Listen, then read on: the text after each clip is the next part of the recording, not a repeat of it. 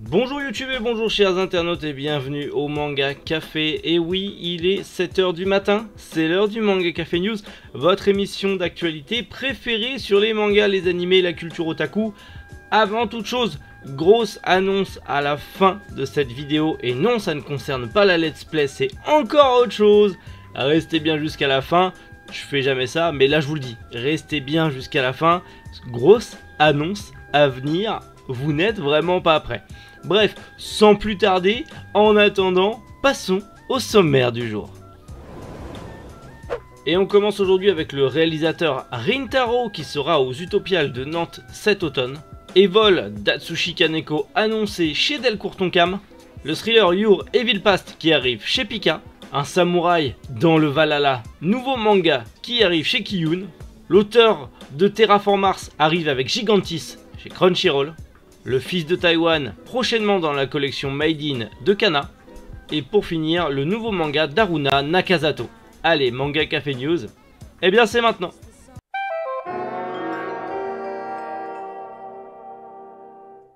Actualité incroyable, le réalisateur Rintaro sera aux Utopiales de Nantes du 29 octobre au 1er novembre.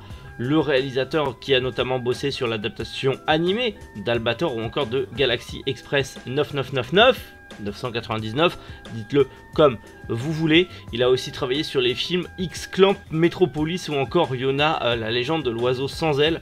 Bref, un grand monsieur de la Japanimation qui sera en dédicace et en conférence à l'Utopiale de Nantes. Pour ceux qui voudraient savoir justement les Utopiales de Nantes, comme je vous l'ai dit, c'est du 29 octobre au 1er novembre à la Cité des Congrès de Nantes. Voilà, grand monsieur qui sera présent, fallait en parler et si vous êtes dans le coin, régalez-vous.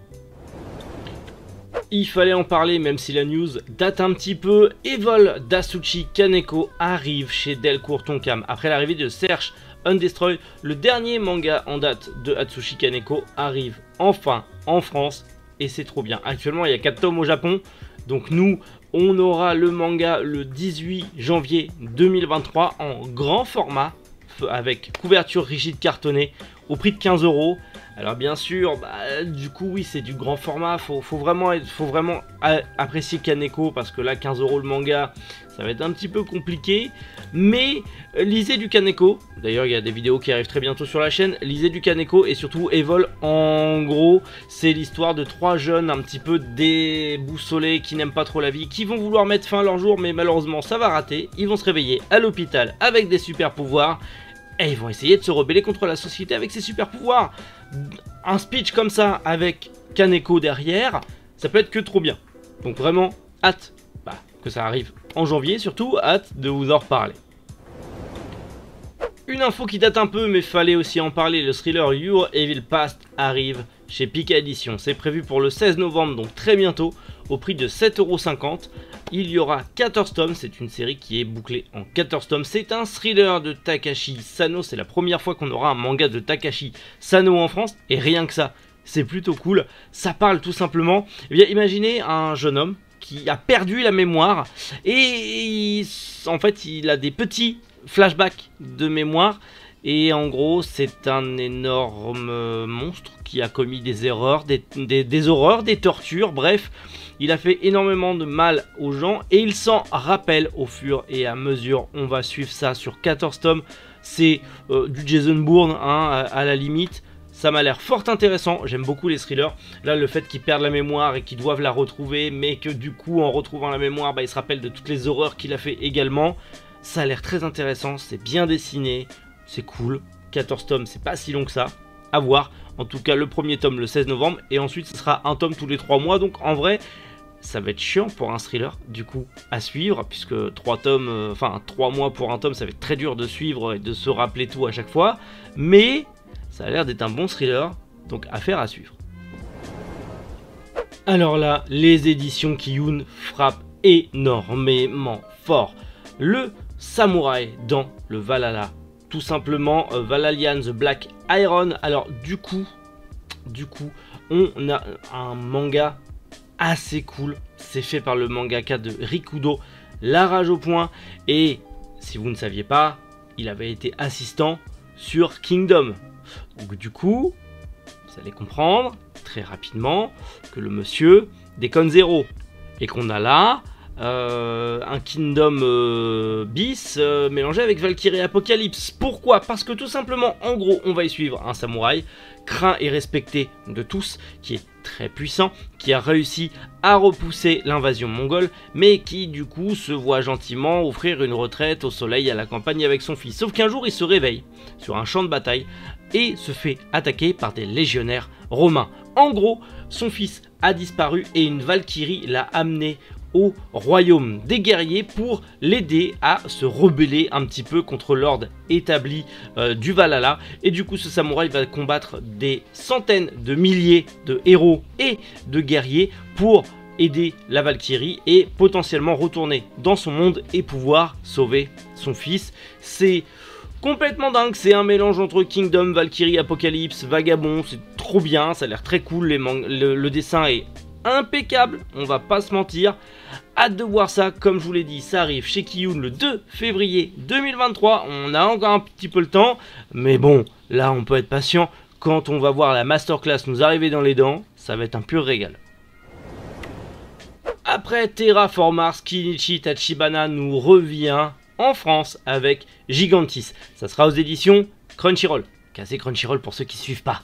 Bref, est-ce que ça sera dégueulasse avec un dos noir? On verra bien quand on aura plus de nouvelles, mais c'est prévu pour 2023 sans plus de date précise au vu de la tornade qui viennent de se prendre, c'est un peu logique.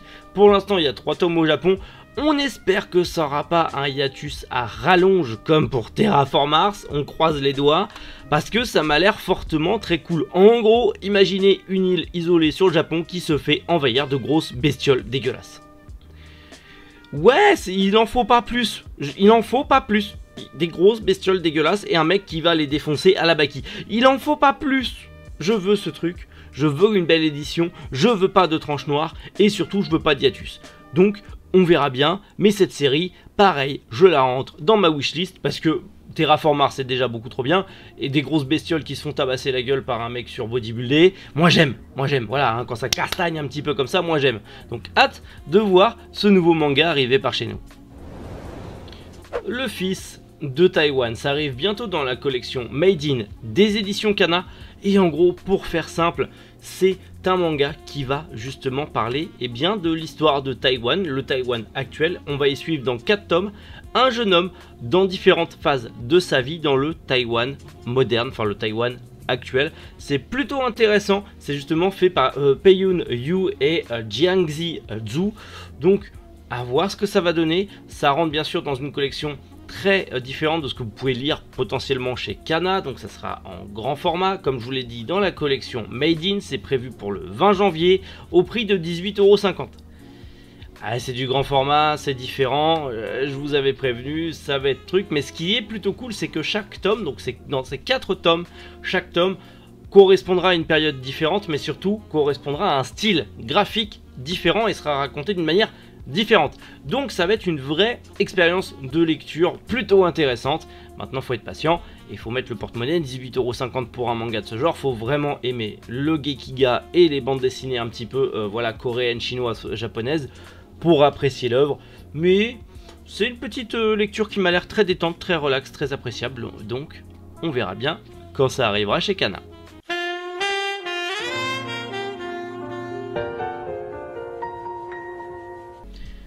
Allez, on quitte nos verts contrées pour aller vers le joli Japon et une nouvelle actu puisque Haruna Nakazato va sortir un nouveau manga. En tout cas, il est déjà en prépublication dans le magazine Pocket de Kodansha. Vous le connaissez sûrement pour le dessin d'Androllback chez Chato, mais là on va parler de Blast, un manga qui parle de musique et notamment d'un jeune adolescent qui a quitté la fanfare de son collège parce que il s'en foutait, il avait d'autres sens d'intérêt, mais du coup je me suis gouré de trucs, hop, voilà, c'est ce que je voulais faire. Mais du coup, en arrivant au lycée, il découvre la fanfare de son lycée et la passion renaît en lui. Et du coup, il va se relancer dans la musique et se repassionner pour la musique. Pour l'instant, c'est une prépublication japonaise, donc pas de date en France, bien évidemment. Mais un jour, potentiellement, je vous en parlerai dans une news et ça, ce sera ultra cool. Eh bien, mes aïeux, que d'actu incroyable. Pas mal de nouveautés manga qui vont arriver de tous les styles, de tous les genres, mais ça va être monstrueux. On n'a pas fini, surtout moi, d'acheter plein de nouvelles séries et de galérer à les finir. Ouais, je vous ai vu dans les commentaires vous moquer de ma mangatech, ça va, hein, d'accord, la passion avant tout.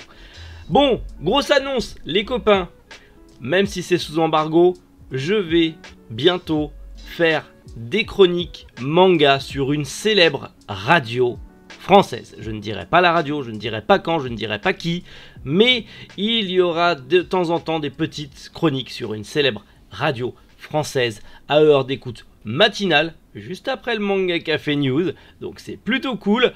Bien sûr, je vous en reparlerai, je vous donnerai beaucoup plus de détails bientôt, mais je serai aussi à la radio. Et ça c'est plutôt cool, c'est une grosse radio française, hein. C'est pas une petite radio amateur, c'est vraiment une grosse chaîne de radio française, donc je suis très honoré qu'il m'ait proposé ça, donc ça je suis très cool. Je pense que c'est la première fois dans le YouTube Manga Game qu'un youtubeur, surtout un petit youtubeur comme moi, ait ce genre d'opportunité, et je l'ai accepté avec grand plaisir. Ils m'ont contacté, j'étais sur le cul et franchement c'est plutôt cool.